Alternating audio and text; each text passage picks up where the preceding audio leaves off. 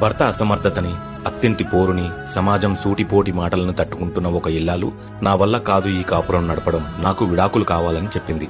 అప్పటి వరకు తన సంపాదన, తన నగలు, తన ఇంటి వారు పెట్టే భిక్ష వల్ల గడుపుకొచ్చిన భర్తకి, తల్లికి గౌరవం ఇవ్వని పిల్లలు 10 మందిని పిలిచి పంచాయతీ పెట్టారు.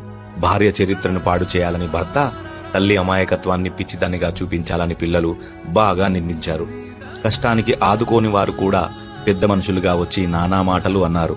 మరుసటి రోజు ఆ ఇల్లాలు బరువైన గుండెతో తల్లిదండ్రులకు ఫోన్ చేస్తే వాళ్ళు తీయలేదు.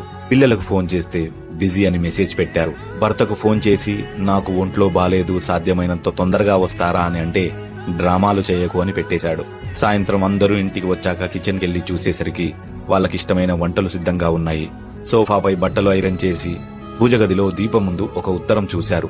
అందులో ఇలా రాసి ఉంది: అన్నయ్య, చెల్లి, మీరు నా హృదయంలో కత్తి పొడిచిన, మీ మీద రక్తపు చుక్కలు పడ్డాయని క్షమాపణ అడిగే మనిషిని నేను. పిల్లలు, నన్ను మీరు పూర్తిగా మర్చిపోయినా మీపై ఆశ